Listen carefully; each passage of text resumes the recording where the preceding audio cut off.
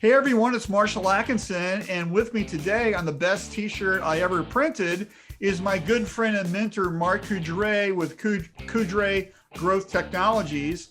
How you doing today, Mark? I'm doing well, Marshall. I'm happy to be here. So what are we going to learn about today? Because you've printed some just amazing t-shirts over the years. So I'm just so excited to find out what is your best t-shirt that you ever printed. Well, that's a really, really difficult question because we've done some amazing shirts, over the last 45 years. So the shirt that I wanted to feature here today was one that really launched full color printing, 4-color process in the industry. And it was part of a series of 12 designs that were done for the Nocona Boot Company in Nocona, Texas in the 70s and the 80s, way back in the day.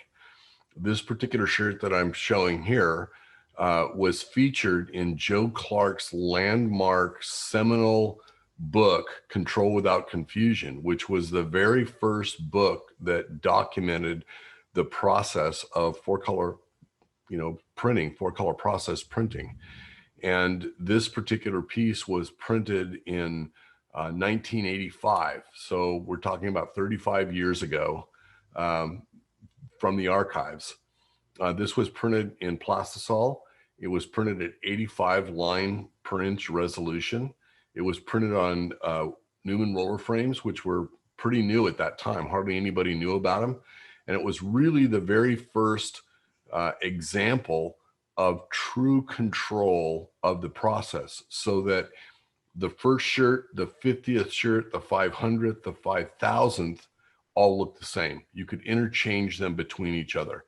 And even today, I find that this is a huge challenge for most printers, is to maintain consistency from print to print throughout their run. Okay, and so you printed these for the Nocona Boot Company, and what was your company name back then? Coudray Graphics. So for the first 35 years I was in business, from 1973 until about 2008 or so, my focus was primarily on developing the print technology. So 4-color process, simulated process, expanded color gamuts, the things that everybody takes for granted today was the work that we were doing 35 and 40 years ago. And that became the foundation from which people today just take it for granted what they're doing. This sample that we're looking at was done with camera separations. So essentially we got film negatives from the great Fred Clark.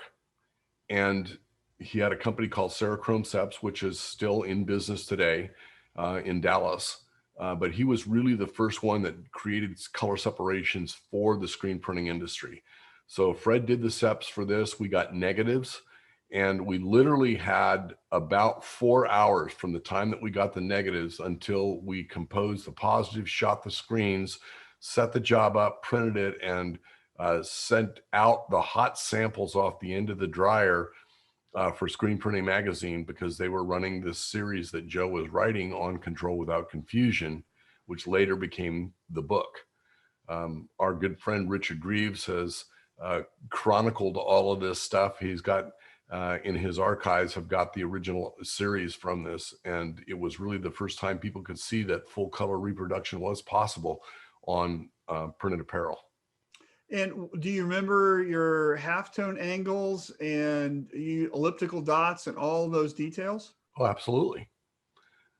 It was elliptical dot. It was 4-color process, straight 4-color process. There was no highlight white. This was just CMYK. We didn't add any additional bump plates or spot colors or anything like that to it because we had such a short period of time. It was 85 line. The angles for it were the yellow was at 5 degrees, magenta was at 20 degrees, black was at 50 degrees, and the cyan was at 80 degrees. So that was a typical CMYK angle rotation plus 5 degrees to eliminate interference with the mesh. It was printed on 305 mesh, 34 micron thread. At that time, most people didn't know. The other thing that was important at that time was that we used plain weave mesh, which everybody takes for granted today. But at that time, all the mesh that was above 300 was twill weave, which is 2 threads over and 1 thread under. Plain weave is 1 over, 1 under. So that gives you a much more uniform deposit of ink and less moire. And do you remember your print order? You start with yellow. What'd you do? No. Yes, we did start with yellow. So it's yellow, magenta, cyan, and black. YMCK.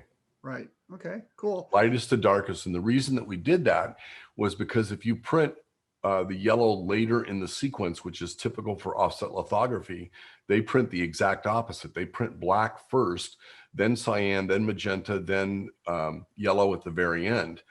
The reason we didn't do that is because we're printing wet on wet. There were no flashes involved in this.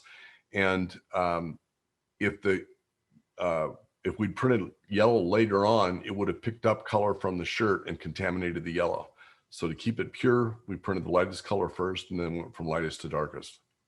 And do you remember your squeegee durometers? 70 durometer. Okay. There were no triple durometers at that time. So we were stuck with 70 and that was the best we could do. And you would use a triple now, don't you think? Absolutely. Right. And so you made this shirt. It's become incredibly famous. So I'm so happy that you're talking about it today. So what happened after this came out, after that article came out and everybody started to really look at this and going, wow, what happened next? So it's very interesting. When we first debuted these shirts, the color was so good and we had to match the posters. That was the other big thing, is that in the advertising industry, it's called collateral advertising. So we wanted to make sure that the brand matched consistently all the way across. So we had to match the posters. And in fact, that's what we did, is we worked from the posters. We shot transparencies from the posters, which were 20 by 24 inch posters. And then we did the color separation from the 4x5 transparencies. That way we had side by side that we could match. There was no Photoshop, there was no color adjusting, there was none of that. We all had to do it photographically, and the exposures and everything had to be right on in order to be correct. So when we did it initially, it was met with disbelief.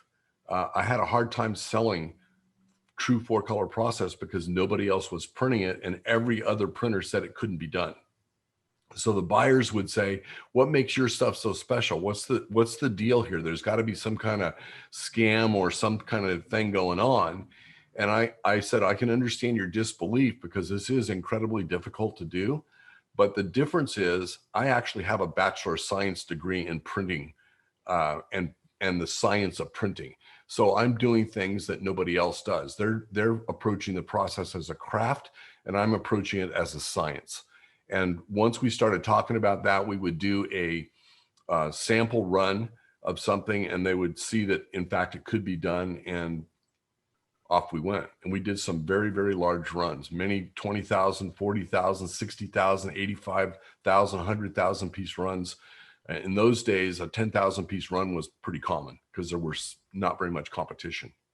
Right.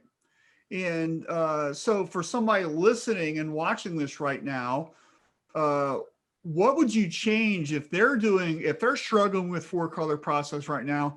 Give them a tip for what they should be doing. The biggest challenge that I see is nobody follows a recipe. They're just winging it. They're not recording anything. They're not recording the temperature. They're not recording the environmental conditions. They're not recording their exposures. They're not recording their tensions. They're not recording anything. I recorded everything because I didn't know what was important and what wasn't important. So I wrote everything down. I measured everything. And I created very intense print specification sheets that we followed religiously. This is a recipe, it's a formula. And if you change anything in a formula or a recipe, you're going to get a different result. So it really comes down to how precise that you want to be. If you want to be okay and generally in the ballpark, yeah, you can be sloppy about what you do. But if you want to be precise and you want to do work that matches other print and other campaigns, then you got to be dialed in and you got to pay attention to what you're doing, and you cannot cut corners. And do you think that this level of print is achievable with static frames? You have to use Newman's above 30 Newton, 30 Newton screens. No, right? 25 Newton frames is fine, but the thing that's super important is that every frame be plus or minus 1 Newton tension. So you can go 25 plus or minus 1, which gives you 24 to 26. In reality, if you're using a static frame, it's dying the second they cut it free from the stretcher, and it's only going to go down from there. The challenge with static frames is you got one frame at 20, you got one frame at 26, you got one frame at 22, one frame at 21. And if you don't measure the tensions exactly in the sequence, the next time through, if you put that 20 Newton frame on a 25 Newton frame, you're going to get a different result. Right. So repeatability is impossible. Exactly. Right. All right. Well, cool. All right. Well, thank you so much. This was a fantastic story. And what happened with Nocona? I mean, they're just blown away, and you did an edition of 12 different prints for them, right? We had, what they did is they gave us a license, and we could market to the Nocona dealers.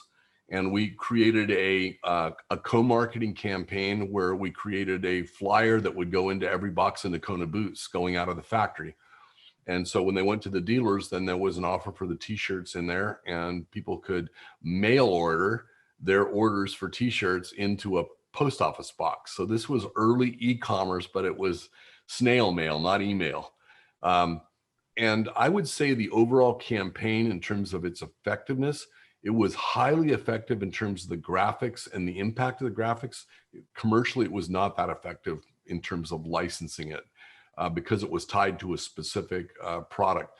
It would be like trying to sell Nike, branded Nike apparel in, I don't know what. There wasn't that high of a brand awareness for Nocona. It was too narrow of a market. The only thing that really saved us was during the 1980 to 1982 period, there was a thing called Urban Cowboy. And the Urban Cowboy created the Urban Cowboy phase of marketing, and everybody wanted to be a cowboy. So these boots coincided with the Urban Cowboy cycle, and we sold a bunch during that period. Then it died. And ultimately, Nocona, like most handmade American boots and handmade American products, was bought and consolidated, and the products ended up going offshore and were made someplace else. So where it was 200 handmade, hand operations to make a set of boots in Nocona, Texas, that all went away, left the country under NAFTA, and never came back.